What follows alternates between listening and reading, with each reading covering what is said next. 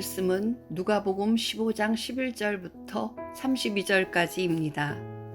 또 이르시되 어떤 사람에게 두 아들이 있는데 그 둘째가 아버지에게 말하되 아버지여 재산 중에서 내게 돌아올 분깃을 내게 주소서 하는지라. 아버지가 그 살림을 각각 나눠 주었더니 그 후 며칠이 안 되어 둘째 아들이 재물을 다 모아가지고 먼 나라에 가 거기서 허랑방탕하여 그 재산을 낭비하더니 다 없앤 후 그 나라에 크게 흉년이 들어 그가 비로소 궁핍한지라. 가서 그 나라 백성 중 한 사람에게 붙여 사니 그가 그를 들러 보내어 돼지를 치게 하였는데 그가 돼지 먹는 쥐염 열매로 배를 채우고자 하되 주는 자가 없는지라. 이에 스스로 돌이켜 이르되 내 아버지에게는 양식이 풍족한 품꾼이 얼마나 많은가. 나는 여기서 주려 죽는구나.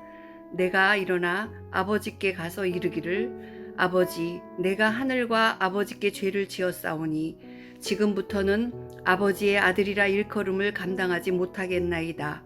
나를 품꾼의 하나로 보소서 하리라 하고 이에 일어나서 아버지께로 돌아가니라.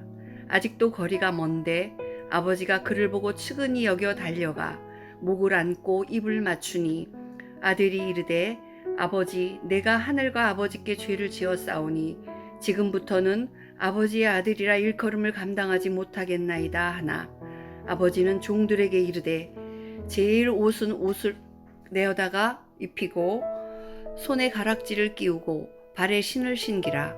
그리고 살찐 송아지를 끌어다가 잡으라. 우리가 먹고 즐기자. 이 내 아들은 죽었다가 다시 살아났으며 내가 잃었다가 다시 얻었노라 하니 그들이 즐거워하더라.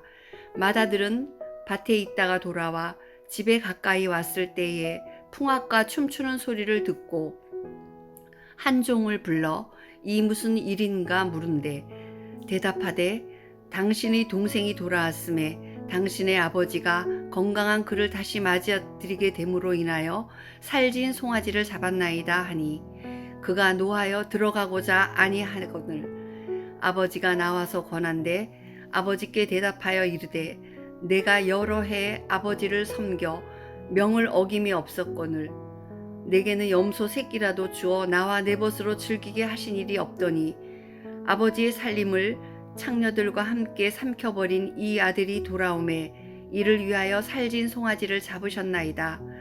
아버지가 이르되 예, 너는 항상 나와 함께 있으니 내 것이 다 내 것이로되 이 내 동생은 죽었다가 살아났으며 내가 잃었다가 얻었기로 우리가 즐거워하고 기뻐하는 것이 마땅하다 하니라. 아멘. 오늘 본문에서 예수님이 말씀하신 비유는 우리가 잘 알고 있는 작은아들, 큰아들, 아버지의 이야기입니다. 만약 주인공을 억지로 찾으라면 여기서 주인공은 아버지일 것입니다. 11절을 보면 또 이르시되 어떤 사람에게 두 아들이 있는데 이 어떤 사람이라고 불리는 이분이 이제 주인공으로 등장을 하는 아버지입니다. 잃어버린 두 아들들을 둔 아버지의 비유이기에 아버지의 마음을 좀 더 중점적으로 볼 필요가 있습니다. 본문에 나오는 이 두 아들 중 작은 아들은 아버지께 자기에게 돌아올 재산 중 자기 몫의 유산을 미리 물려달라고 합니다. 당시 이스라엘은 아버지가 죽으면 자식에게 유산을 물려주는데 지금 작은 아들은 아버지가 아직 멀쩡하게 살아있는데 재산을 물려달라고 합니다. 아버지가 살아계시는데 유산을 분배해달라고 하는 것은 어떤 뜻일까요? 아버지를 이제 죽은 존재로 취급하고 아버지와는 부자 관계를 끊겠다는 것입니다. 그리고 아버지가 준 재산을 다 챙겨서 타 지방으로 가서 자기 뜻대로 자기 맘대로 방탕하게 살고 재산을 모두 낭비합니다. 그리고 집안엔 또 큰 아들이 있었습니다. 큰 아들은 25절에서 큰 아들이 밭에 있다가 돌아오는데 집에 가까이 왔을 때 음악 소리와 춤추면서 노는 소리를 듣고 종 하나를 불러서 무슨 일인지 물어봅니다. 종이 말하기를 당신의 동생이 건강한 몸으로 돌아와서 당신의 아버지가 살찐 송아지를 잡으셨습니다 라고 말합니다. 큰아들은 돌아온 동생에게 잔치를 베푸는 아버지로 인해서 화가 나서 집으로 들어가지 않으니 아버지가 나와서 큰아들을 살살 달래줍니다. 그리고 29절에서 나는 이렇게 여러 해를 두고 아버지를 섬기고 아버지의 명령을 한 번도 어긴 일이 없는데 나에게는 친구들과 함께 즐기라고 염소 새끼 한 마리도 주신 일이 없습니다. 라고 불평을 늘어놓습니다. 큰아들의 불평은 아버지를 여러 해 동안 섬겼고 명령을 한 번도 어김이 없는데 재산을 다 탕진하고 돌아온 동생을 위해 이렇게 큰 잔치를 베푸느냐는 것이지요. 오늘 본문에 등장하는 이 어떤 사람의 큰아들과 작은아들은 예수님께서 반율법주의자와 율법주의자들을 비유하고 있는 것입니다. 그렇다면 큰아들은 어떤 비유일까요? 큰아들은 자기 행위에 대한 보상을 바라고 있었습니다. 근데 보상이 없으니 분노하고 화가 나는 것입니다. 큰아들은 율법주의자들을 비유한 것이지요. 예수님이 말씀하신 것은 보상적인 것이 아니라 아버지의 마음을 드러내고 있는 것입니다. 어제 본문 1절에서 3절을 다시 보면 세리와 죄인들이 말씀을 들으러 나올 때 바리새인과 서기관들이 불평하고 투덜거리는 모습이 있었습니다.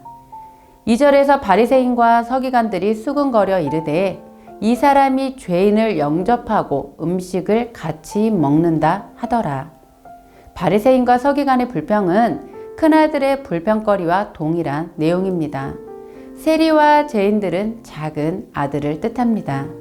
잃어버린 동생이 왔으면 같이 기뻐해야 하는데 큰아들, 즉 율법주의자들은 세리와 죄인들이 말씀을 들으러 온 것을 기뻐하지 않고 불평을 합니다.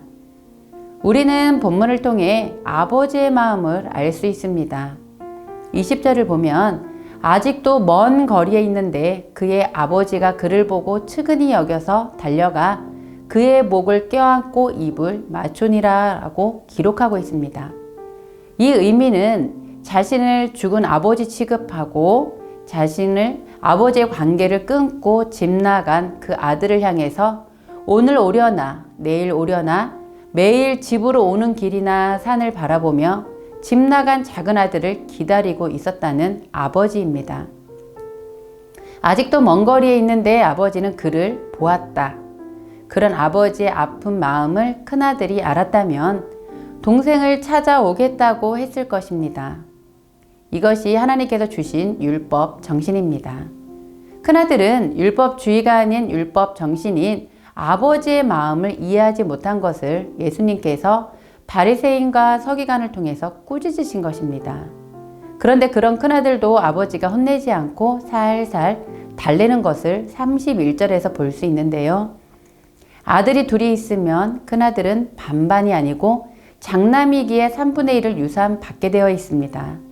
2배를 더 받는데 작은 아들이 다 썼으니 이제 다시 남은 재산의 3분의 1을 다시 나눠야 되기에 자기에게 올 재산이 줄어들어 화가 나는 것입니다. 그런 아들임에도 31절 아버지가 그에게 말합니다. 너는 늘 나와 함께 있으니 내가 가진 모든 것은 다 내 것이다. 내 것이 다 네 것인데 살찐 송아지 한 마리와 염소 새끼 한 마리를 뭘 따지느냐는 것입니다.